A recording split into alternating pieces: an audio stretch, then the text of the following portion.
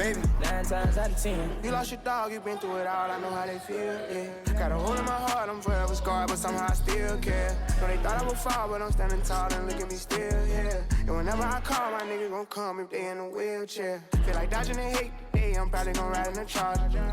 Thinking about the mistakes I made, I get in my mood and go harder. If I stay on my pace and stay in this lane, I'll be harder than law. I don't know how I did what I did, I'm just thinking to hear me. Yo, what's good, man? GBD, we back, man. Episode 19. Yes, sir, bro. Getting out there. Flying, man. Hey, this Crazy. episode, we got a special guest. We got another teammate of mine, my boy Ethan Edwards. He should have been Rookie of the Year, but unfortunately, he got hurt. You know, he's putting up big numbers, averaging 14, shooting about 50%, 40 from three, 4 assists. Boy, he's killing out there, man. So tell him about yourself, E. Well, nothing too much. From Brooklyn, New York. Rising sophomore. So yeah. Word. All right, man. Oh, say more? My fault. Nah. That's straight, Hey, bro. We just go vibe, bro. Hey, My bad. just don't think of it as a podcast, bro. This vibe, bro. Conversations, man. Good vibes. Positive vibes. We don't get to it. All right, so we're But going to it, bro. How you get involved in the hooping? How I get into hooping? Yeah. Honestly, bro, when I was younger, my pops used to like coach like pro-ams and stuff.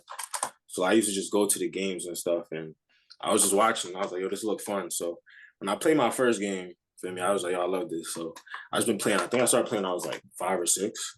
So yeah. Word. Okay. And then, so I got family from New York and stuff like that, so I know how the New York scene is. Was that influence too? Because you say you're from Brooklyn, so that's a influence. Yeah, for sure. I mean, I say the best hoopers from New York. I tell anybody that, or at least the guards per se. For me, Yeah. so like even when I was younger, before I like was really not say nice, but before I got like to high school and stuff, I used to watch like the high school games used to be packed out. So it used to be like Shamari Pons, Isaiah Whitehead. Facts. Yeah, you just like go to the used to go to like the PSL games. That should be packed. Oh, can I curse? Yeah. Oh, yeah, my fault. Yeah, it used to be packed out, bro. So I just go and I was like, yo, this look fire. So I just always used to want to play like that, bro. Like that's really what modeled my game after. I know you had to have gone to the Gauchos gym. Yeah, for sure. Talk about that for the people who don't know, the atmosphere. This is a great atmosphere, bro. I forgot what I played in, but that shit is just packed because it's like, it looks like it's a big gym, but like it's not that many stands. So like after the stands get filled up, it's just straight standing room. And feel me? That shit, it's a big crowd, and it definitely gets you hyped. And like you I gotta play well because if you play bad, then gotta hear about that. So you used to go to school in the city, or you always was at like a prep school or something? Nah, for my first 4 years, I went to school in the city. I went to a public school, Bedford What Academy. school? Bedford Academy. Okay. Yeah, so I went to public school, and after I graduated, I think I graduated in like 2020. I went to prep school. I did post-grad year. Okay. So my man's who we had on the podcast, who played at Philly Dickinson, now he went to Scanlon. Yeah. Yeah, so he went to Scanlon, so that's sort of funny that you went to Bedford Academy. Yeah. So that was in what? That's the PSAA, whatever it is, something like that? PSAL, yeah, PSAL. Okay. That's what's up. And how'd you end up at prep after you graduated high school? So I graduated high school early. Like when I graduated high school, I graduated in 2020, but I graduated like 16. Like I was 16 turning 17. So what happened was it was the COVID year. So like COVID had happened, it was the Final Four, and I didn't have no schools I didn't have no schools at that point. Like a couple of schools promised me, they're like, yo, we're gonna come see you play Final Four. So I'm expecting that, and then it get canceled with COVID. So I had gotten an offer from Post University in Connecticut. Yeah. So I was gonna go there, but I fake I want to go because I'm like, bro, I'm about to turn 17. I'm about to go on a college campus. Like, I don't know if I was ready for that. But I was still like, I might as well just commit. So the day I was about to commit, my high school coach called me, and he was like, take a visit first. Like, wait till everything clear up and take a visit. So I was like, all right, cool. Bro, I didn't take the visit. Literally the next day, somebody else committed there, like took my spot. So I was like, damn, bro. That's how it is, bro. It's crazy it really be like that, bro. Yeah, swear to God, bro. Like literally the next day I look on Instagram, bro committed. So I'm like, damn. So at that point, I literally had nothing, bro. Because like Brandeis, where I'm at right now, they was recruiting me like my senior year, but like I never had got the process started. So literally, bro, it was just like I had nothing. It was like April, like around June. I had just graduated high school. I was about to graduate. I had nothing. So I ended up seeing like Woodstock, and I was just like, you know what? It's my only option. So I called the coach, sent him my film, and he let me come. So that was pretty much it. That's what's up. So I know you said you hooped in New York, you hooped in Connecticut. What's the biggest difference? You know? The difference? Yeah. I say the difference in New York, the play style. I say the play style is a little more different because like public school is like, I'm not saying it's not organized, but like it's not a lot of plays. Like it's strictly like talent, ISOs, ball screens, nothing too crazy. Whereas like when I played pub school in like New England area, it's more sets, guys could shoot more. Like guarding somebody in New York, you're like, all right, this dude just shifty and everything else, but you don't really think about shooting and everything else. But when you playing like prep school, you're like, yo, these dudes, he may not look like he could play, but he could shoot, just everything. So I just say it's more like slowed down. It's more focused on like the fundamentals for sure. So I know, Okay. New York guards are notorious for, ISO plays, going one-on-one. How is that, being from New York, Dykeman, Rucker Park, those one-on-ones, how does that influence your game? I mean, I like playing like that sometimes. The only thing is I just feel like you can't play like that the whole game. You get what I'm saying? So like in college, it's like if the shot clock running down, or if I feel like the person in front of me can't guard me like a big or something, then that's when I pull out the bag. But I feel like you can't keep that up over like a 40-minute game and expect to win because those are tough shots. Even if you're like, feel me? Even if you like, it's just a tough shot. You taking all your energy out trying to cross somebody. So I say at certain moments, Sure. I feel like it's a good thing to have though, just in case. Like you never know. But yeah. 100 grand. Because I think me and Q was talking about that too. Like, even in the L, bro, you gotta think about it. Like, that's not always like the most winning style of basketball. Even like, there's only a select few people that can really get into their one-on-one every possession. Like, and like Yeah, that's in the whole world. Like, exactly, bro. if you look at like winning basketball for real, like even at college, high school, pros, like it's gonna be like team ball. You're gonna have people that's making shots. You're gonna have driving kicks. You know what I'm saying? Baseline drift, stuff like that. It's not just gonna be one-on-one to the cup every time. Yeah, exactly. Even like Scottie Pippen said it when he was talking about Michael Jordan before he came. Like, I don't agree he was horrible, but he was putting up a bunch of numbers, big numbers, but they weren't winning. So you can't do it by yourself. Just going one-on-one the whole time. You need a team. Yeah. Nah, yeah. Yeah. But let's I think move that's on to interesting. the college though. Uh, How was your first year, brother? like playing or just my first year of college? Let's talk about off the court first. How was your first year? Facts. Let's go both. All right, but so basically, bro, my first year of college, I was like technically a redshirt or like whatever. Like I had to go to some program where I couldn't play the first year. So the first year was kind of tough, bro. Because like in my mind, I feel like I could help anybody. I feel like I'm a good enough player to help. So like just sitting there, not being able to play, not being able to practice, it's annoying. I having to get up early. You know what I'm saying? Everybody else going like on a flight to like St. Louis. I'm just going back to my room. You know what I'm saying? So, but yeah, so that was definitely hard. But social aspect, I mean, college was cool. It definitely gave me more time to like meet new people, have a good time, make a lot of new connections. So I say, I say not playing was like, it was like a blessing in disguise because I definitely wasn't ready last year. I'd say to play Hold college. up. I actually got a question though to rewind real quick. So you was at Woodstock during the COVID year, right? Yeah, exactly. Yeah. Okay, and then how did you get Brandeis? Because I know it was weird with the recruiting. So how did you actually get to Brandeis in the first place? All right, bye. So when I was in high school, Brandeis started recruiting me. Like they started recruiting me like early in the year. You know what I'm saying? But like in New York, What grade? 12th grade, like my like Your senior year? yeah, senior 12th grade, Brandeis started recruiting me because one of my boys he went to a couple people from my high school went to Brandeis before. So they was like recruiting me under this program where like I started the redshirt the first year. But it was like when I was playing my senior year, I was playing pretty good. Like my team was like ranked top in the state. We was undefeated. I was averaging like I led my league in scoring and everything. So in my mind, I'm thinking I'm like, you feel me? I'm about to go D1 or whatever. So even like I talked to a couple of schools and they were like, yo, get to the Final Four, get to the championship, and like, we're gonna offer you. You know what I'm saying?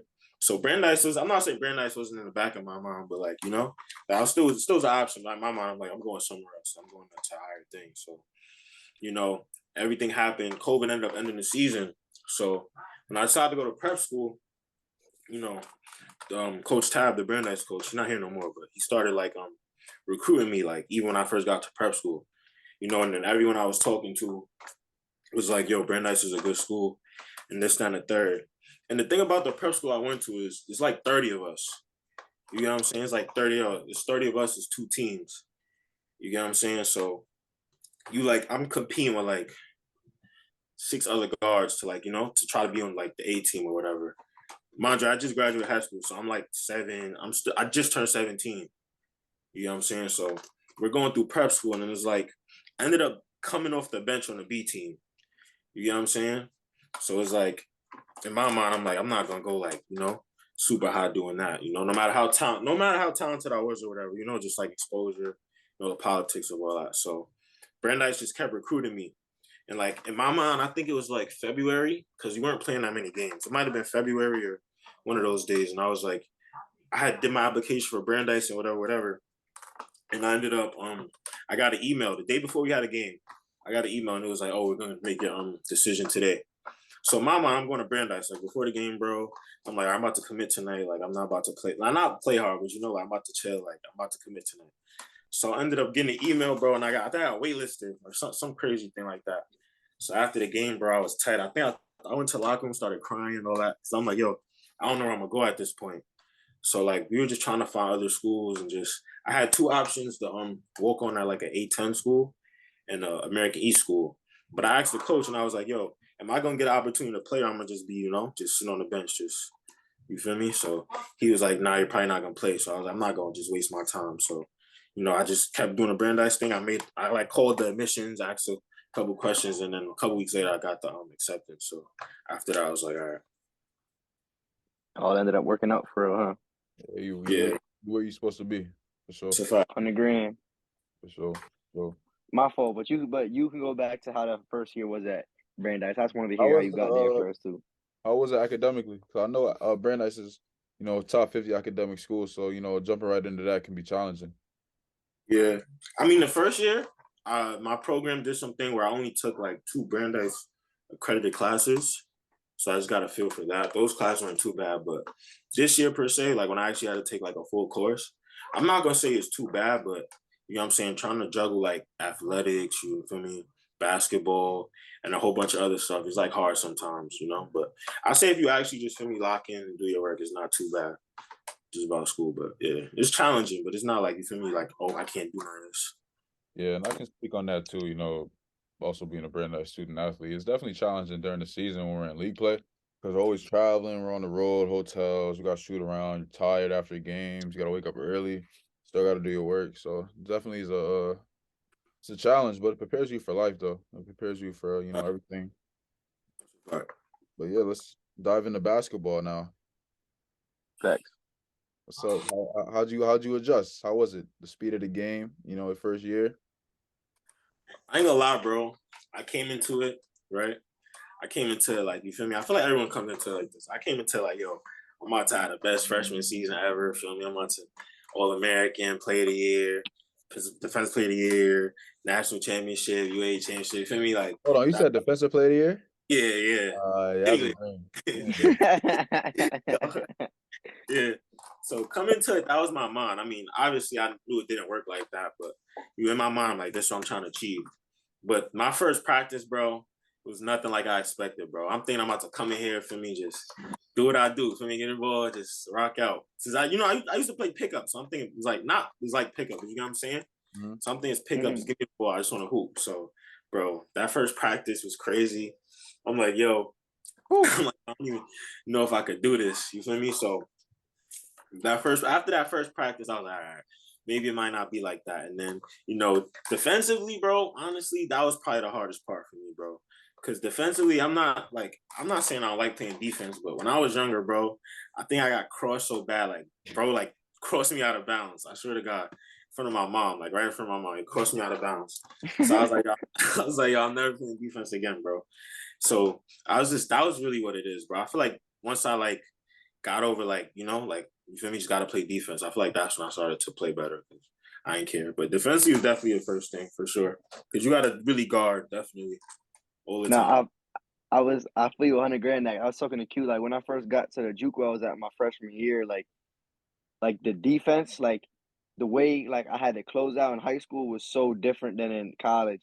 Like literally, like in college, like you close out, they make a shot, the coach get tight. You close out, they go by you, the coach get tight. Like it's like you can't really do nothing for real. Like Exactly. it's tough. But I feel you on that. 100 grand. It's definitely like a learning curve. Like you gotta adjust for sure. What about the mental aspect of it? Because now you have scouting reports. We have film session. You got to wake up early. We might have back-to-backs. So how was that mentally? Mentally, bro. I mean, mentally is definitely a struggle because you feel me. You waking up some days, you got 6 a.m. practice, then you got a full day of class, or you just got to get off a flight and then got to wake up and go to class the next day.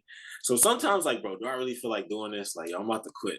It's definitely times I was like, I'm about to quit. I was like going to practice. Like I go in the bathroom, like, yo, I'm not practicing today. Like, I just tell myself, like, I don't really want to. Like, you feel me? Because I love basketball, but it's like, the work Everybody that has those days. Everybody has those days. Yeah, the work that goes into, bro, it's like some days for me, or like something going on, like for me arguing with your girl or whatever, or you just got something else. You're like, bro, I don't feel like getting yelled at today, bro. Because me personally, bro, and I think Q can attest to this, bro. Coach used to be on me a lot at the beginning of the year, bro. So like, you feel me? Wow. So I'm like, bro, I'm like, you feel me? I'm about to just quit, bro. It was at the point where it's just like, yo, like, come on. Yeah, like you feel me? I appreciate looking back when I appreciate it for sure, but it was like at that point, my mind, like, bro, this nigga always yelling at me, bro, like. Son, yo, you know what, bro? Like, I just quit, bro. I don't even care no more, bro. I want to just be academic student or something. So yeah, definitely, mentally, it's definitely challenging, for sure. Nah, I definitely feel you because like people don't realize it too, bro. Like when you play basketball, like you not like there's a lot of times in practice you're not even playing basketball for real. Exactly, like, bro. like you getting screamed at, you just running the whole time. Yeah, you a practice dummy, like bro. People don't even realize it, bro.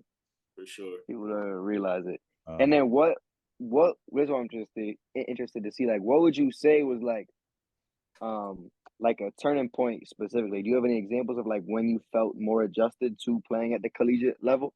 Yeah, so like when the season first started, like I was coming off the bench. I think I was like 6 man. I was coming off the bench. I was scoring like double figures. I scored double figures like my first 6 games or whatever. So I started point guard, ended up getting hurt. And like, so my first game we started, we won, but I had like 8 turnovers.